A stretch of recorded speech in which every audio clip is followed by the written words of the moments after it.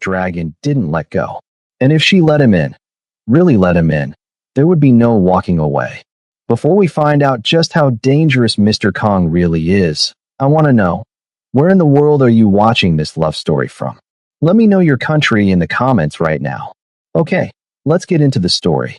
The elevator ride to the 85th floor took long enough for Amara Vance to question every life choice that had led her here. The Skyline Tower wasn't just a building. It was a needle of black glass piercing the clouds, a fortress for people with too much money and too many secrets. When the doors finally slid open, the silence that greeted her was absolute. Ms. Vance. The voice came from the far side of the cavernous living room, deep enough to vibrate through the soles of her heels. Amara stepped forward, her portfolio clutched to her chest like a shield. The man standing by the floor-to-ceiling windows didn't turn immediately. He was a silhouette against the gray afternoon sky, a mountain of broad shoulders and unnatural stillness. When he finally pivoted, Amara's breath hitched. Kong Taos was terrifyingly beautiful. He was taller than she had imagined, dwarfing the luxury furniture around him. His white dress shirt was unbuttoned at the collar, revealing pale skin and the faintest hint of black ink creeping up the side of his throat. He didn't smile. He didn't offer a handshake to bridge the gap between them. He simply gestured to the glass coffee table where a single manila envelope lay. "The contract," he said. The words were clipped, precise, and devoid of warmth. Amara approached, opening the folder. Her eyes widened at the figure on the check. It was triple her standard rate. It was enough to pay off her father's business debts in a single month. It was enough to buy her freedom. But freedom always came with a price. "There is one condition," Mr. Kong said, his dark eyes locking onto hers, pinning her in place. He pointed toward a set of heavy, double oak doors on the far right side of the penthouse. "The east wing is strictly off limits. No cleaning staff, no contractors, and especially not you. Do we have an agreement?" "Ah, yes. Of course, Mr. Kong." Amara stammered, signing the paper before common sense could talk her out of it. "I'll just take some measurements for the drapes." He didn't leave. As Amara moved to the massive windows, extending her metal tape measure, the air in the room grew heavy, suffocating. She was used to clients ignoring her, burying their noses in phones or laptops while she worked. But Kong Taos was not ignoring her. She could feel his gaze like a physical weight, pressing against the curve of her spine, tracing the line of her shoulder as she reached up to the glass. The hair on her arm stood up. It was a primal warning, the kind a gazelle feels when the tall grass rustles nearby. Amara spun around, expecting to catch him looking at his watch or the city view. He wasn't looking at the view. He was looking right at her. He stood perfectly still in the center of the room, his hands deep in his pockets, watching her with an intensity that felt less like observation and more like ownership. He didn't look away when she caught him. He didn't blink. He just held her gaze, dark and unreadable, until Amara was the one forced to turn back to the window, her hands trembling as the metal tape snapped back into its case with a loud crack that echoed through the empty room. 3 weeks turned the penthouse into a cage of velvet and silence. Amara had learned the rhythm of the space, the way the afternoon light hit the marble, the hum of the HVAC system, and the ghostly quiet that settled when Kongtus wasn't home. He was a phantom, leaving before she arrived and returning long after she left. Until tonight, a storm was battering the glass walls, turning the city lights into smeared streaks of neon. Amara was on her knees, finalizing the layout for the lounge rug, when a sound shattered the quiet. It wasn't thunder. It was a heavy, wet thud, followed by the undeniable clatter of metal skidding across wood. It came from the east wing. Amara froze. The contract burned in her memory, strictly off limits. But the silence that followed was heavy, pregnant with something wrong. "Mr. Kong," she called out. No answer.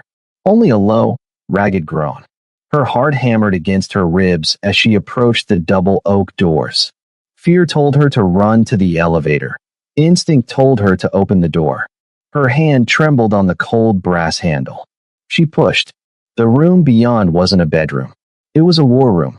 Monitors lined the far wall, flickering with security feeds.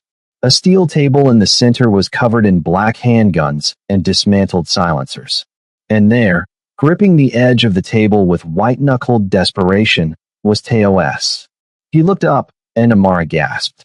The pristine white shirt was gone, shredded and discarded on the floor. His torso was a map of old scars, but her eyes fixed on the fresh, angry wound in his side, oozing dark crimson over the intricate ink on his ribs. He was pale, his skin slick with sweat, eyes glazed with feverish exhaustion. "I told you," he rasped, his voice sounding like gravel grinding together, "never to come in here." He took a step toward her, perhaps to intimidate her, perhaps to push her out. But his legs betrayed him. His knees buckled. Imara moved before she thought, rushing forward just as his massive frame pitched sideways. She caught him, or tried to. The sheer weight of him nearly crushed her, driving her down to the floor with him. He landed heavily against her chest, his head dropping onto her shoulder. The smell of expensive cologne was choked out by the metallic tang of blood. Imara froze, terrified to breathe, waiting for the monster she had glimpsed in the contract to snap her neck. But he didn't strike. He didn't yell. He just let out a long, shuddering breath against her neck, his forehead resting heavily against her collarbone. For the first time, the terrifying stillness was gone. He wasn't a statue or a kingpin. He was just a man, heavy with pain, bleeding out in the arms of the only person who had dared to open the door. The stitches were gone, and so was the vulnerability. In the weeks since the incident in the East Wing, Kong Teos had rebuilt his walls, adding reinforced steel where the cracks had been. The penthouse had shifted from a workspace into a gilded cage. It started when Amara tried to call the elevator at 6 p.m. The button remained dark. When she buzzed the lobby, a monotone voice informed her that Mr. Kang's private transport was waiting in the secure basement garage and that pedestrian exit was no longer authorized. Fury, hot and sharp, overrode her fear. She stormed back into the main lounge where Teos stood by the kitchen island, calmly reviewing a stack of documents. He looked immaculate again, the white shirt crisp, the posture rigid, as if he hadn't been bleeding out on her floor just days ago. "Unlock the elevator," Imara demanded, her voice echoing off the high ceilings. Teos didn't look up from the papers. "My driver will take you home. He will wait outside your apartment until morning, and then he will bring you back." I didn't ask for a driver, and I certainly didn't ask for a babysitter. Imara threw her portfolio onto the sofa. "I have a life, Teos. I have errands. I have a father to visit. You can't just lock me down because you got careless." He turned a page. "You saw the East Wing. You saw my face when I was indisposed. That changes the parameters of your employment." "Parameters?" Imara stepped closer, her hands balled into fists at her sides. "I saved your life. I washed the blood off your floor. I am not some asset you can manage, and I am certainly not your property." The paper rustled as he set it down. The sound was soft, but it carried the weight of a gavel strike. Teos turned slowly. The indifference vanished, replaced by a dark, simmering focus that sucked the air out of the room. He crossed the distance between them in 2 long strides, forcing Amara to tilt her head back as he eclipsed the overhead lights. He was too close. The heat of his body radiated through his suit, a stark reminder of the power he held back. Imara's back hit the edge of the sofa, trapping her. "You think this is about ownership?" His voice dropped an octave, a low growl that vibrated in her chest. He leaned down, his face inches from hers, his eyes scanning her features with terrifying intensity. "If you were my property, I would keep you locked in this tower where no one could touch you. But you are out there." He reached out, his hand hovering near her neck before gripping the sofa back behind her, boxing her in. "You are not property, Imara," he whispered, the threat heavy in every syllable. "You are a witness. You are a vulnerability. And to the people hunting me, that makes you a target. I am not controlling you. I am keeping you alive." The champagne silk dress clung to Amara like a second skin, shivering with every step she took into the grand ballroom. It was the dress she had designed in her head 1,000 times, but wearing it here, under the predatory gaze of the city's elite, felt less like a fantasy and more like walking naked into a wolf's den. "Stay close," Teos murmured, his voice a low vibration against her ear. His hand rested on the small of her back, the heat of his palm burning through the delicate fabric. It wasn't a romantic gesture, it was a tactile leash. He guided her through the sea of tuxedos and diamond chokers, his presence parting the crowd like the hull of an icebreaker. Imara kept her head high, trying to ignore the whispers. To the world, she was the mysterious date of the reclusive skyline owner. To Teos, she was bait he refused to let out of his sight. "I need air," Imara whispered, the scent of expensive perfume and hidden malice making her dizzy. "We don't separate," Teos replied, his eyes scanning the perimeter, cold and calculating. He signaled a passing waiter. "Water." The waiter, a slender man with a bowed head, pivoted sharply. He moved too fast. Imara frowned. Waiters were trained to glide, not rush. As he reached for the tray, the light caught not on crystal, but on steel. It happened in the space between heartbeats. The waiter didn't reach for a glass. His hand whipped out from beneath a napkin, a serrated steak knife aiming straight for Amara's ribs. She didn't even have time to scream. A massive hand shot past her face, moving with the blurring speed of a striking cobra. Teos caught the assassin's wrist inches from Amara's stomach. The momentum of the stop was so violent it sent a shockwave of air against her skin. For a second, the scene froze. The music played on. The guests laughed. Then, Teos tightened his grip. His expression didn't change. He didn't grimace. He simply looked at the man with dead, shark-like eyes and twisted. Crack. The sound was sickeningly loud, like a dry branch snapping in a winter forest. The knife clattered to the floor, followed instantly by the assassin's scream. The music died. The laughter evaporated. Teos didn't let go. He held the man's broken arm suspended in the air, using his immense height to dangle the attacker like a rag doll. He stepped in front of Amara, his broad back blocking her from the room's view, shielding her from the violence he was inflicting. "My apologies," Teos said to the room, his voice calm, polite, and utterly terrifying as he shoved the whimpering man toward his security team. He adjusted his cufflinks, then looked down at Amara, his eyes searching hers for damage. "I believe we're leaving." The drive was a blur of rain-slicked asphalt and silence. By the time the armored SUV crunched onto the gravel of the mountain retreat, the adrenaline from the gala had curdled into a shivering exhaustion. The safe house wasn't a cabin. It was a fortress of glass and dark timber perched precariously on a cliff edge, isolated from the world by miles of dense pine forest. Teos killed the engine. The sudden quiet was deafening. "We're safe here," he said, though his eyes were still scanning the treeline. He ushered her inside, his hand hovering protectively at the small of her back. The interior was cold, the air stagnant from disuse. As the lights flickered on, Imara realized the layout was nothing like the penthouse. It was an open-concept studio, intimate and inescapable. And in the center of the room, dominating the space, sat a single, king-sized bed. Imara stopped dead. The reality of the situation crashed into her. No guest rooms. No East Wing to hide in. Just him, her, and the storm outside. "I'll take the floor," Teos said, reading her gaze. He began unbuttoning his cuffs, his movements heavy with fatigue. "The sofa is too short." "You're too big for the floor, Teos," Imara whispered, the fight draining out of her. She hugged her arms, trying to warm herself, but she was trembling, not from the cold, but from the terrifying proximity of the man who had just snapped a bone like a twig to save her. "I know you are on the edge of your seat waiting to see what happens in this safe house. If you are loving this story, please hit that subscribe button right now and turn on notifications. It helps me create more stories like this for you. Also, Drop a fire emoji in the comments if you think Amara should give in to him.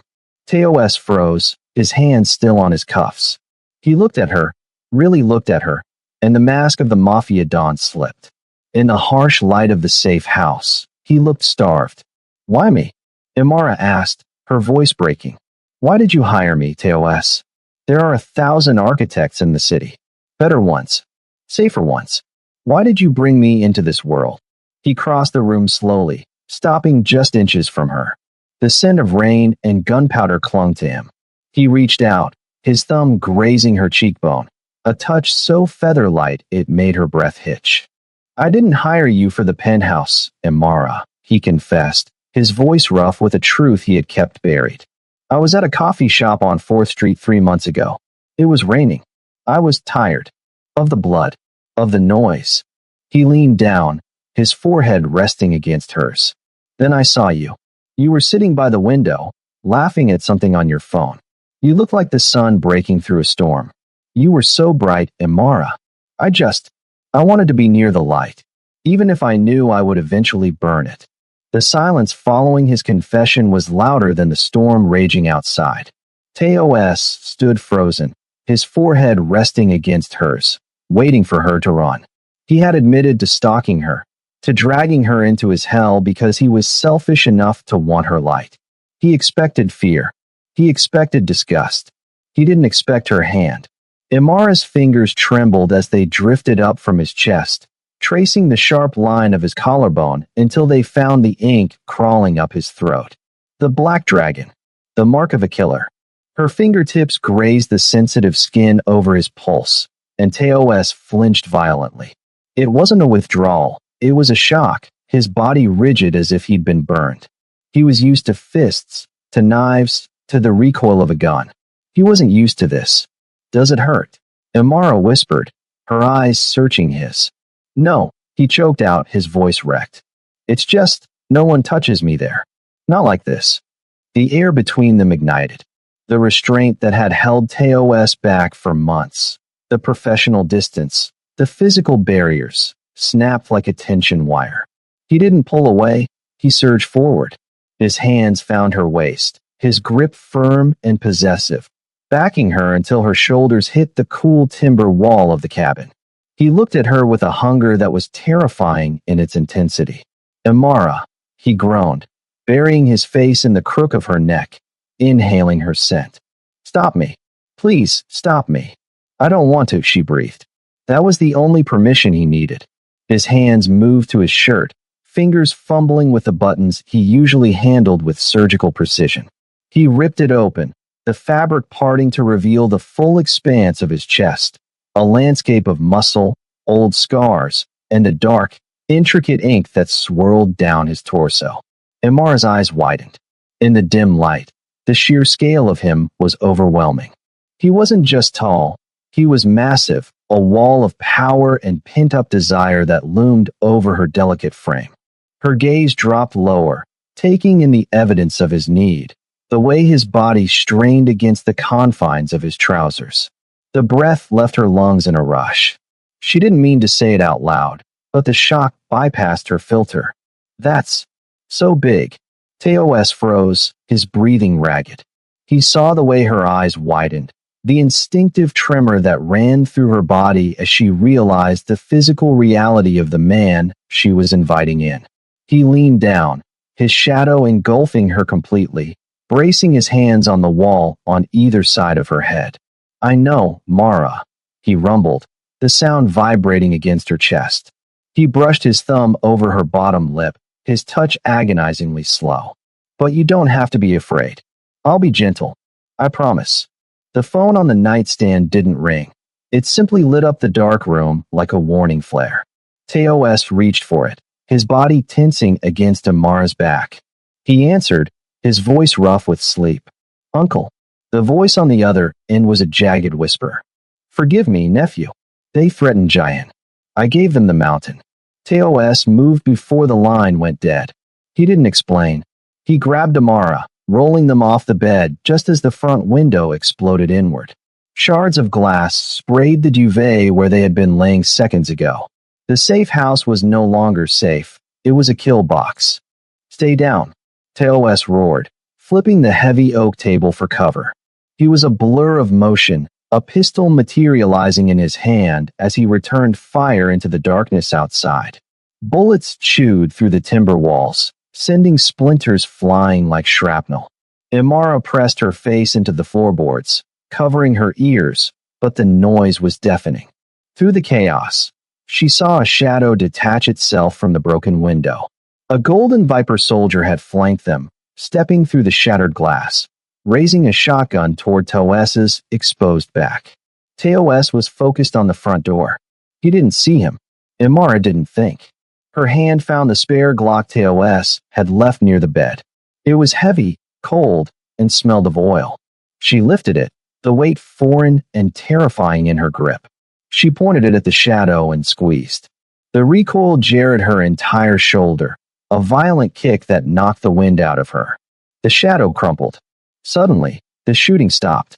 The silence that followed was ringing and absolute. Teos spun around, his weapon raised, expecting a second wave. Instead, he saw the dead man on the floor, and then he saw Amara. She was kneeling amidst the glass, the smoking gun slipping from her fingers. She wasn't crying. She was shaking, a violent, full-body tremor that she couldn't control. Teos didn't check the perimeter. He didn't check the body. He scrambled toward her, kicking the weapon away as if it were a venomous snake. He pulled her into his chest, his hands frantically checking her for wounds, smearing his own blood onto her champagne silk slip. Mara, he choked out. He grabbed her face, forcing her to look at him. Her eyes were wide, vacant, staring at nothing. He looked devastated. The bullet wound in his side from weeks ago hadn't hurt him this much. Seeing the gun in her hand, seeing the violence reflected in her eyes, that broke him. I promised, he whispered, his forehead pressing against hers, his voice cracking with self-loathing. I promised to keep you clean. I promised to be gentle. And now look at what I've done to you. The rain had stopped, leaving the city slick and black under the neon lights. Kong Teos walked into the headquarters of the Golden Vipers not as a conqueror, but as a ghost. He wore a fresh suit, black on black, impeccable and sharp. He carried no gun. He carried no knife. The guards at the entrance of the abandoned shipping terminal, the Vipers' true seat of power, didn't know what to do. They raised their rifles, fingers twitching on triggers, terrified by the sheer size of the man walking toward them. Teos didn't slow down. He simply raised his empty hands, palms open. Take me to Chairman Han, he said. They marched him into the central office, a glass box overlooking the warehouse floor. Han, an older man with a scar bisecting his lip, sat behind a mahogany desk, flanked by a dozen armed soldiers. He looked at Teos with a mixture of suspicion and glee. The Black Dragon walks into my house unarmed. Han sneered, leaning back. Have you finally lost your mind, Teos? Or did you come to die? I came to trade, Teos said. His voice was steady, betraying none of the ruin inside him. He reached into his jacket pocket. The guards tensed, safeties clicking off. Teos moved slowly, pulling out not a weapon, but a heavy iron key ring and a folded deed. He tossed them onto the desk. The metal rang out in the silence. The Skyline Tower, the shipping routes, the North District, Teos listed them off like items on a grocery list. It's all there. My father's empire. Everything I built. Han stared at the keys. Greed flickered in his eyes, warring with disbelief. And what is the price for this kingdom? Your life? No, Teos said. Hers. The room went deadly quiet. Han laughed, a dry, rasping sound. You give up the crown for a woman? The architect? You are weak, nephew. Your father would be ashamed. My father is dead, Teos replied. And if you touch her again, you will be too. You are in no position to threaten me. Han shouted, slamming his hand on the desk. You are alone. You are nothing. Teos looked at the men surrounding him. He could kill 3 of them before they dropped him. But 3 wasn't enough. Imara needed 0 enemies. Slowly, agonizingly, Kong Teos lowered his massive frame.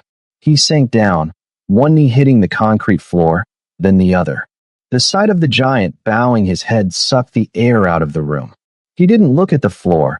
He looked straight at Han, his eyes burning with a cold, terrifying resolve. You want to be the king? Teos asked, his voice low and final. Fine. Take the crown. Take the city. But you leave the girl. She does not exist to you anymore. He waited, a weapon sheathed in surrender, trading his legacy for her breath. Han touched the keys to the Skyline Tower, his fingers trembling with victory. That was his mistake. The moment his skin grazed the cold metal, the warehouse lights died. Teos didn't rise from his knees. He exploded from them. The surrender had not been an act of submission. It was a Trojan horse. In the pitch black, the black dragon didn't need to see. He needed to hunt. The chaos that followed wasn't a fight. It was an extermination. By the time the emergency floodlights flickered back on, the Golden Viper leadership had ceased to exist. Teos stood alone in the center of the room, straightening his cuffs. He looked at the carnage, then at the exit. He didn't go back to the tower. He didn't go back to the money. He vanished into the rain. 3 months bled into a gray haze. Imara was back in her small storefront office. The Skyline Commission was finished, the money wired anonymously to her account, wiping her debts clean. She was free. She was safe. She was miserable. She sat at her drafting table, staring at a blueprint for a suburban kitchen. The lines blurred together. Every time it rained, she looked for a black SUV. Every time a tall man walked past the window, her heart hammered against her ribs, only to break when he turned out to be a stranger. She had survived the war, but the silence was killing her. The bell above the shop door chimed. I'm sorry, we're closing, Imara called out, not lifting her head from her hands. I'm not looking for an architect. The voice was deep, vibrating through the floorboards, but it lacked the cold, metallic edge of the Mafia dawn. It was warm. It was human. Imara's breath hitched. She looked up slowly, terrified it was a dream. A shadow fell across her desk, a massive, encompassing shadow that she knew better than her own. Kong Teos filled the doorway, blocking out the streetlights. But the armor was gone. There was no Italian suit, no tie, no gun holster. He wore a soft, charcoal knit sweater that hugged his broad shoulders and dark jeans. His hair was loose, falling over his forehead, softening the sharp angles of his face. He looked different. He looked free. He walked toward her, the floorboards groaning under his weight, but his movements were unhurried. He stopped at the edge of her desk, his hands that had destroyed an empire for her, resting gently on the wood. He waited for her to realize he was real. I told you, Mara, he said, a small, genuine smile touching his lips for the first time, reaching his eyes. I'd be gentle. What a roller coaster. If you want a part 2 where Imara has to deal with Teos's jealous ex-fiancé, click the like button. And if you love Mafia romances, you have to watch this next video on the screen. It's even crazier. See you there.